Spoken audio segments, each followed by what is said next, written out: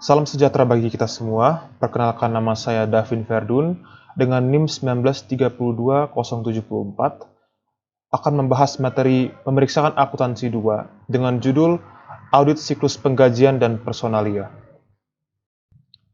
Tujuan dari pembelajaran kita pada saat ini dari materi ini adalah 4. Yang pertama adalah mengidentifikasi akun dan transaksi dalam penggajian dan siklus personil. Yang kedua adalah menjelaskan bisnis fungsi dan fungsi terkait dokumen dan rekaman di siklus penggajian dan personil. Yang ketiga adalah memahami kontrol internal dan merancang dan melakukan tes kontrol dan substantif tes transaksi untuk gaji dan siklus personil. Dan tujuan yang terakhir adalah merancang dan melakukan prosedur analitik substantif dan tes detail untuk akun dalam penggajian dan personil siklus. Kita masuk ke bagian pertama, yaitu akun dan transaksi dalam siklus penggajian dan personalia. Tujuan dari materi ini adalah mengevaluasi apakah saldo akun yang terpengaruh oleh siklus tersebut telah dinyatakan secara wajar dan apakah itu telah sesuai dengan standar akuntansi yang berlaku. Bisa kita lihat dari gambar 21 ini, di sini terdapat T account ya, dan ini digunakan untuk mengilustrasikan cara informasi akuntansi mengalir melalui berbagai akun dalam siklus penggajian dan personalia. Dalam sebagian besar sistem, akun gaji dan upah akrual hanya akan digunakan pada akhir periode akuntansi. Selama periode berjalan, beban akan dicatat apabila karyawan telah benar-benar dibayar dan bukan ketika biaya tenaga kerja sedang terjadi. Kita masuk ke bagian kedua, yaitu fungsi bisnis dalam siklus penggajian dan personalia, serta dokumen dan catatan terkait. Dalam bagian ini kita akan membahas 4 bagian ya. Dalam siklus ini dimulai dengan perekrutan karyawan dan diakhiri dengan penggajian atas karyawan tersebut atas jasa yang telah dilakukan terhadap perusahaan. Ya, tadi saya sudah katakan kita akan membahas 4 fungsi bisnis. Yang pertama adalah sumber daya manusia, ya. Yang kedua adalah pencatatan waktu dan persiapan penggajian. Yang ketiga adalah pembayaran penggajian. Yang keempat adalah penyiapan SPT pajak penggajian dan pembayaran pajak. Kita masuk ke bagian pertama, yaitu sumber daya manusia. Nah, sumber daya manusia ini merupakan departemen sumber daya manusia yang menyediakan sumber yang independen ya, untuk apa? Untuk mewawancarai dan merekrut personil yang memenuhi kualifikasi. Oke. Di sini terdapat 3 bagian dari sumber daya manusia, yaitu catatan sumber daya manusia, formulir otorisasi pengurangan, dan formulir otorisasi tingkat pembayaran. Yang pertama ini catatan sumber daya manusia. Ya, ini meliputi data seperti tanggal mulai bekerjanya, investigasi personilnya, tingkat pembayaran, pengurangan yang diotorisasi, evaluasi kinerja, dan juga tanggal berhenti bekerja. Sedangkan dari formulir otorisasi pengurangan ini merupakan sebuah formulir yang digunakan untuk mengotorisasikan pengurangan gaji, ya, termasuk jumlah pembebasan untuk pemotongan pajak penghasilan, program tabungan pensiun lainnya, obligasi tabungan, dan juga iuran serikat pekerja. Dan yang ketiga adalah formulir otorisasi tingkat pembayaran. Nah, formulir ini digunakan untuk mengotorisasi tingkat pembayaran. Ya, sumber informasinya adalah kontrak tenaga kerja, otorisasi oleh manajemen, atau dalam kasus pejabat perusahaan, otorisasi dari Dewan Direksi. Nah, kita masuk ke bagian yang keduanya adalah pencatatan waktu dan persiapan penggajian. Di sini terdapat 5 bagian ya. Nah, pencatatan waktu dan persiapan penggajian ini atau bisa dikatakan sebagai timekeeping ya, dan persiapan penggajian merupakan hal yang sangat penting dalam audit ya, terutama dalam audit penggajian. Mengapa? Karena hal ini mempengaruhi secara langsung beban penggajian selama setiap periodenya ya. Di sini tertulis dalam slide, diperlukan 5 hal untuk mencegah salah saji. Yang pertama adalah kartu waktu. Ya, kartu waktu itu merupakan dokumen yang mengindikasikan waktu per jam karyawan mulai dan berhenti bekerja setiap hari, serta jumlah jam kerja karyawan. Kartu ini tuh dapat berupa formulir kertas atau elektronik dan dapat disiapkan secara otomatis oleh jam waktu atau pembaca kartu identifikasi. Yang kedua adalah tiket waktu pekerjaan. Ya. Ini merupakan formulir yang menunjukkan pekerjaan mana yang dikerjakan karyawan selama periode waktu atau jangka waktu tertentu, ya. Dan yang ketiga adalah file transaksi penggajian. Ini merupakan file yang di-set atau dibuat oleh sebuah komputer ya. Dan ini mencantumkan semua transaksi penggajian yang diproses oleh sistem akuntansi selama suatu periode. seperti sepanjang 1 hari atau 1 minggu atau sepanjang beberapa bulan. Nah, yang berikutnya adalah jurnal atau daftar penggajian. Laporan ini dibuat dari file transaksi penggajian dan umumnya mencantumkan nama karyawan atau mungkin mencantumkan tanggal, jumlah dan juga jumlah penggajian kotor dan bersih.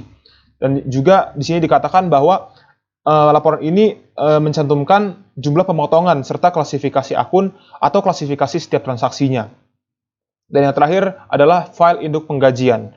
Ini merupakan file komputer juga yang digunakan untuk mencatat transaksi penggajian bagi setiap karyawan dan mempertahankan total upah karyawan yang dibayar selama 1 tahun tersebut hingga tanggal saat ini.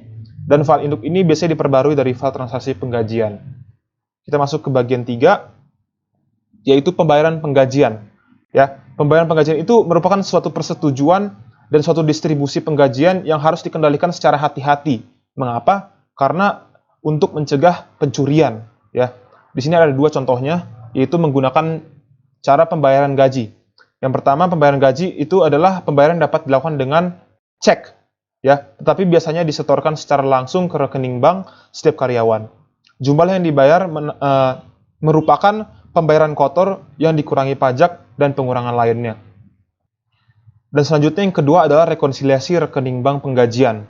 Ya, rekonsiliasi bank independen merupakan hal yang penting bagi semua akun kas, termasuk penggajian untuk menemukan kesalahan dan kecurangan. Dan hal ini juga dilakukan dengan cara mentransfer jumlah gaji bersih dari akun umum ke akun Impres. Nah, apa itu akun Impres? Akun Impres itu merupakan akun penggajian yang terpisah. Kita lanjut ke bagian keempatnya, yaitu penyiapan SPT pajak penggajian dan pembayaran pajak.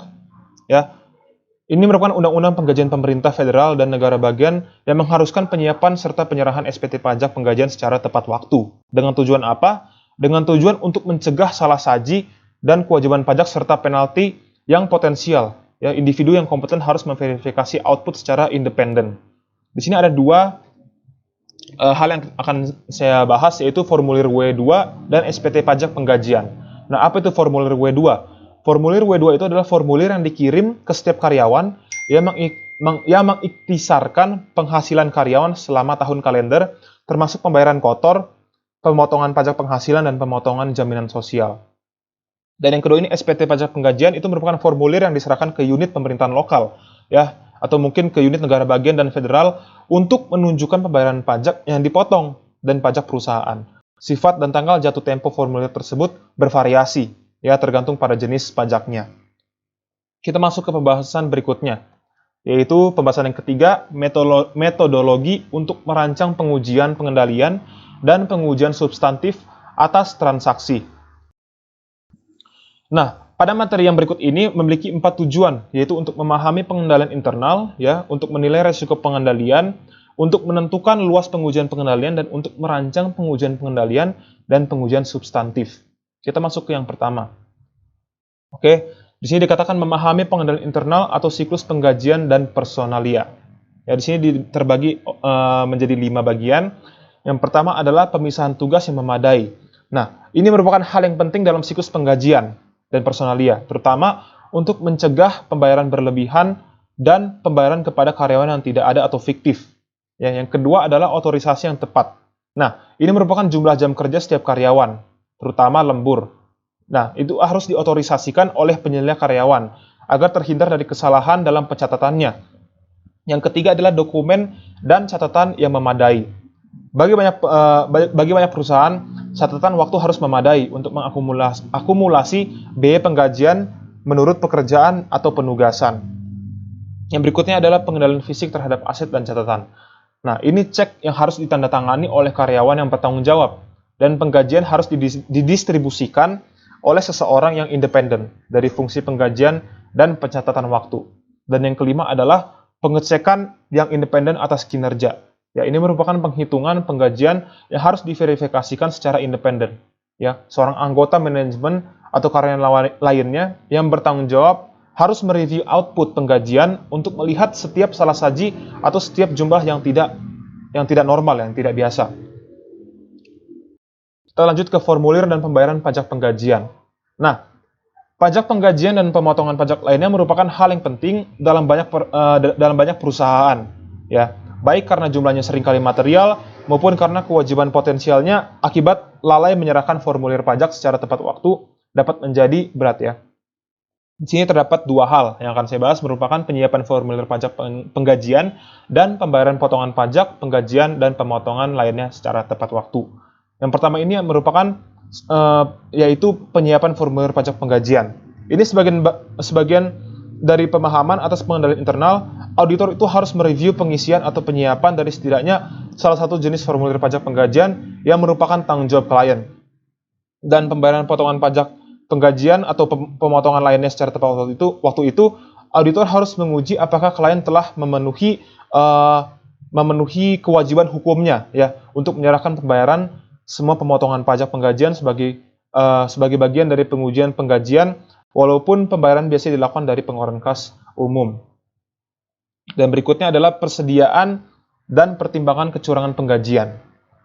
Auditor seringkali memperluas prosedur audit penggajiannya jika penggajian mempengaruhi secara signifikan penilaian persediaan atau jika auditor menduga kemungkinan adanya transaksi penggajian yang curang ya secara material seperti karyawan fiktif atau penipuan jam kerja.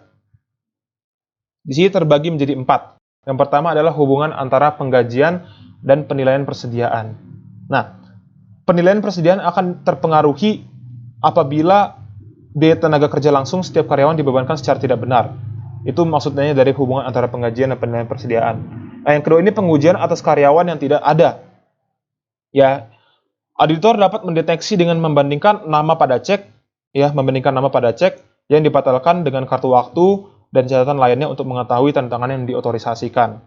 Nah, yang ketiga ini pengujian atas kecurangan waktu. Nah, ini biasanya sering terjadi ya. Kecurangan waktu terjadi apabila seorang karyawan melaporkan waktu yang melebih-lebihkan atau lebih banyak dari yang sebenarnya dia kerjakan. Nah, cara pendeteksiannya adalah auditor dapat merekonsiliasi total jam yang dibayar menurut catatan penggajian dengan catatan jam kerja ya yang independen, seperti yang seringkali diselenggarakan oleh pengendalian produksi. Nah, yang keempat ini adalah laporan beban yang curang. Auditor seringkali melakukan prosedur tambahan sebagai bagian dari pengujian penggajian dan personalia. Akibatnya, auditor itu harus memberikan perhatian yang khusus kepada laporan beban perjalanan dan hiburan bagi pejabat dan direktur, serta harus melakukan pengujian dengan memverifikasi persetujuan yang tepat. Dan tujuan dari perjalanan bisnis memeriksa tanda terima pendukung dan menentukan apakah penggantian memang ada dalam pedoman perusahaan. Dan kita masuk ke bagian terakhir, yaitu melaksanakan prosedur analitis. Ya, di sini penggunaan prosedur analitis ini merupakan hal yang sangat penting ya dalam siklus penggajian dan personalia seperti pada siklus lainnya pastinya. Nah, kita bisa lihat di tabel 23 ini dengan judul prosedur analitis untuk siklus penggajian dan personalia. Tabel ini mengilustrasikan prosedur analitis untuk akun-akun neraca serta laporan laba rugi dalam siklus penggajian dan personalia. Ya, bisa kita lihat contohnya prosedur analitis dengan melakukan membandingkan saldo akun beban penggajian dengan tahun-tahun sebelumnya disesuaikan dengan kenaikan tingkat upah dan kenaikan volume. Nah, itu untuk memprevent atau meminimalisir, mencegah salah saji akun beban penggajian. Ya, jadi bisa kita lihat bahwa ada 5 prosedur di sini ya. Ada 5 prosedur analitis yang dapat kita lakukan untuk meminimalisir dan untuk mencegah salah saji. Kelima salah saji ini yang mungkin dapat terjadi. Contohnya bisa kita lihat dari slide. Jadi, demikianlah ringkasan ataupun rangkuman dari chapter 20 dengan judul audit siklus penggajian dan personalia yang dapat saya sampaikan. Kiranya dapat memberikan pengetahuan yang begitu baik untuk kita semua, dan kiranya Tuhan memberkati kita semua. Sekian.